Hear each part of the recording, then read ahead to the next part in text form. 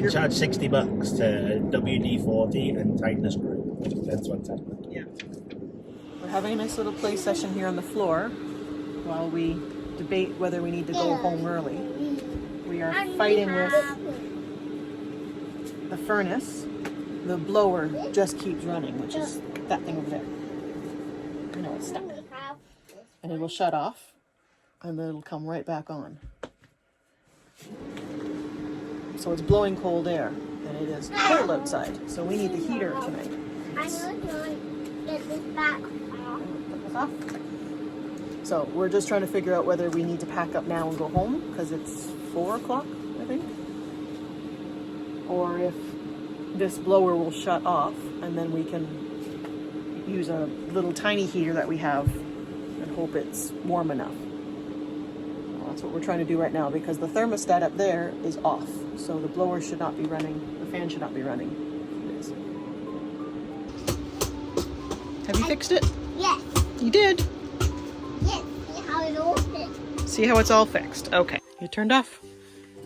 Ah! Okay, so we got the fuse taken out to stop the blower. And because we left it too late to figure that out, with the help of my dad, we are going to try and stay the night. So we made it through the night. I don't think I slept, but it was extra warm, probably too warm. So good morning. So we're on our way for our first ever service, so we'll see how it goes. When we bought the trailer, they made a big push about how good it was and easy it is to get a service appointment. When we first called them, they said you can't come in until December 3rd. And then when we eventually called back to say, fine, just book that in, they said it's all full. We only got an appointment in because somebody cancelled. So I don't know if that's an industry standard. Some of you who have trailers may be able to tell us your experience of how quickly you can get in for servicing. They made a big push for one particular dealership that's known for being very difficult to get in, and how they're not like that. I didn't expect it would be so long for us to get an appointment. So that's something to keep in mind, that if I don't know when, to be fair, when a dealership says we're really good for getting services, are those of you who have trailers saying, wow, you got in very quick? Or are you also thinking that seems like quite a long time? So we're on our way to the dealership, and we'll hopefully get the trailer parked up. They've got a 2-week turnaround time to give us the trailer back. So let's see how it goes, and let's see what the service is like and how quickly they get it back to us. So we've just arrived at the dealership so that we can get our service. So I have to go to the service area and try and park.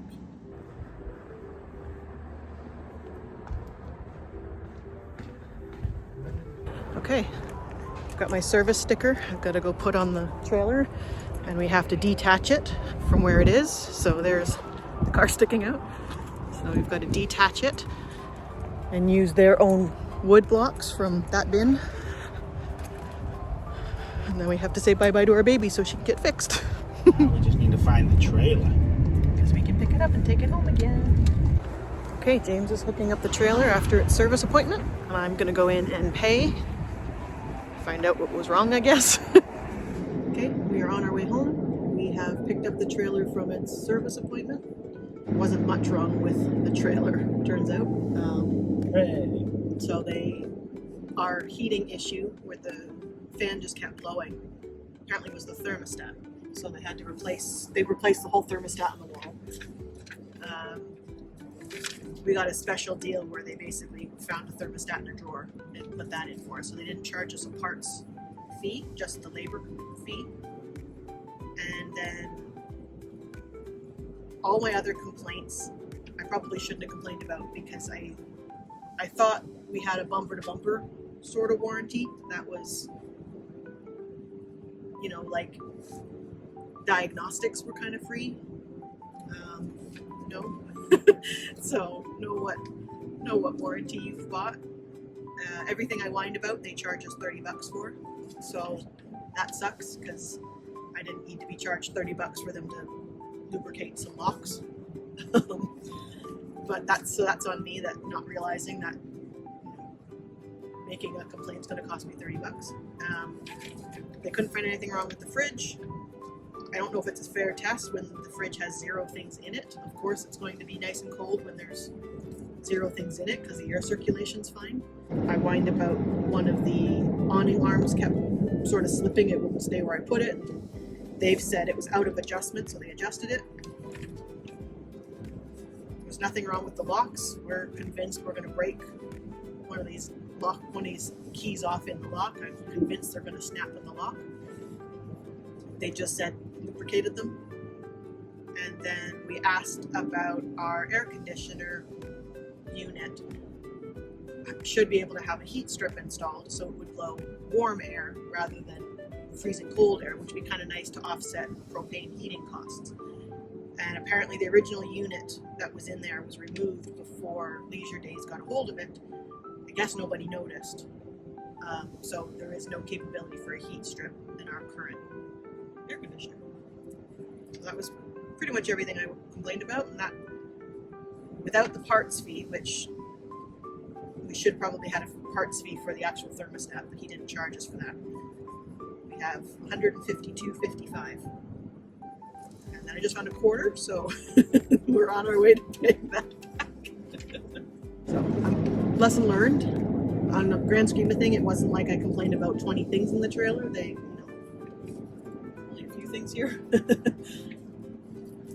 It's done quickly though, to be fair to them. They said it was 10 to 14 day turnaround and it was done over the weekend. So it's done quick, to be fair to them. Overall, not a bad experience. It was not a great experience to get the appointment because that was a bit of a, I was confused about that. So maybe the next service appointment will have a better gauge of what is industry standard or what is to be expected. So it might be good for us to find other repair centers so that we have like a little Rolodex to call through if something big happens, so we can get back